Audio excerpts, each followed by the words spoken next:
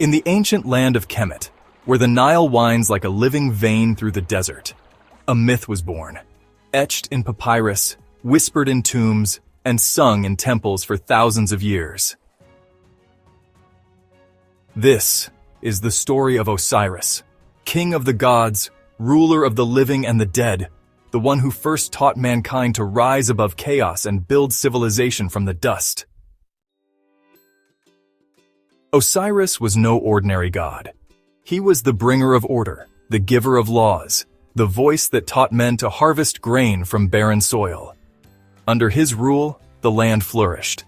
The people knew peace, justice, and balance.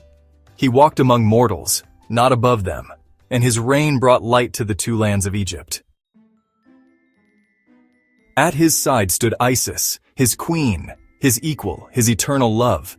Isis, goddess of magic and wisdom, who wove spells from the stars and healed with the touch of her hands. Together, they ruled with compassion and strength, uniting heaven and earth. But not all were pleased by Osiris's golden age. In the shadows, his brother Set brooded. Set, the god of storms, chaos, and violence, wild and untamed. He looked upon Osiris's glory with bitter envy. He saw love and called it weakness. He saw peace and called it stagnation.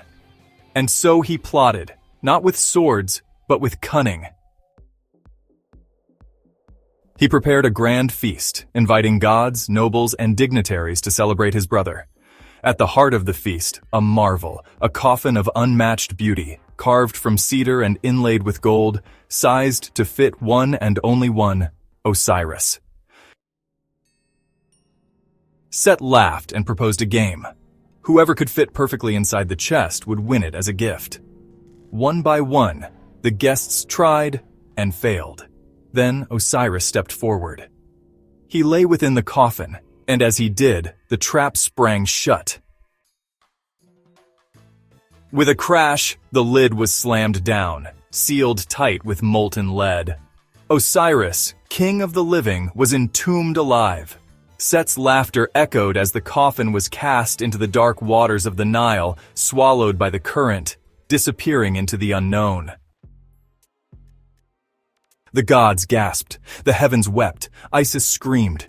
Grief nearly broke her, but her spirit would not bend. She vowed to find him, to bring him back. Guided by love, she journeyed across Egypt. Through burning deserts and silent temples, she searched for her husband's body, never resting, never surrendering. At last, she came to the land of Byblos, where a mighty tamarisk tree had grown tall and wide around a coffin lodged deep in its heart. The tree had been cut down and raised as a pillar in a foreign king's palace, its secret hidden in plain sight. Isis entered in disguise, and through tears and charm and magic, she gained the trust of the royal family. At night, when the halls were still, she revealed her true form and tore open the pillar. There, inside the coffin, was Osiris. She carried him home to Egypt. With her sister Nephthys and the jackal-headed god Anubis, she performed sacred rites. They anointed his body with oils, wrapped him in linen, and spoke ancient words to awaken the soul within. Life flickered, but before Osiris could return fully, tragedy struck again. Set discovered the body once more. Furious that Isis had defied him, he unleashed his rage. He tore the body apart, ripping it into 14 pieces, and scattered them across the Nile Valley from the delta to the first cataract. But Isis did not stop.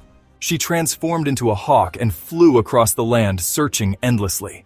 Wherever she found a piece, she mourned. Wherever she found nothing, she wept. All but one she recovered. The final piece, Osiris's sacred manhood, was lost to the river forever, devoured by a fish. And yet, with divine magic, Isis restored him. She crafted a replacement, invoked the breath of life, and for one luminous night, Osiris rose. From their union, a child was conceived, Horus, the falcon god, destined to challenge Set and reclaim the throne of Egypt.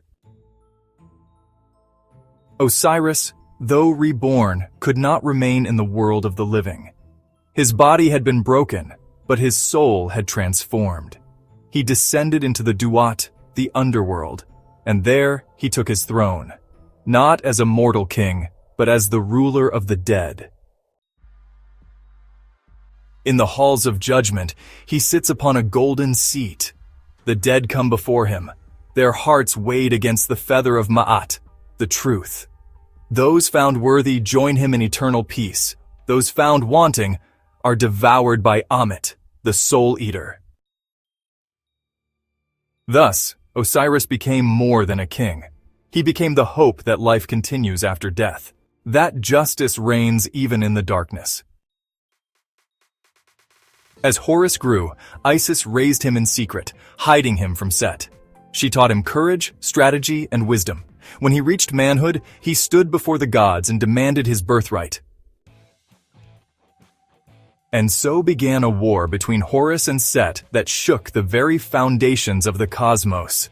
They battled across the Nile, in the deserts, in the skies, transforming into beasts, locking horns, exchanging blows that split mountains and stirred oceans. The gods were divided. Some favored Set's strength, others Horus's justice. For 80 years the war raged. In the end, Horus prevailed, not by brute force, but by proving his worth before the divine council. He ascended as the rightful ruler of Egypt, uniting the two lands once more. Peace was restored. Order triumphed. And Osiris? He watched from the underworld, proud and eternal. His son now ruled the land of the living as he ruled the realm of the dead. Father and son, sky and underworld, the cycle complete. The story of Osiris is not just a tale of gods and kings. It is the myth of resurrection, of enduring love, of sacrifice and justice. It is the beating heart of Egypt's spiritual world. Osiris is the seed that dies and rises, the flood that brings life, the soul that endures the trial and emerges purified. He is every sunrise after darkness, every harvest after drought, every hope that survives despair. And so long as the Nile flows, so long as hearts seek truth, the name of Osiris shall never be forgotten.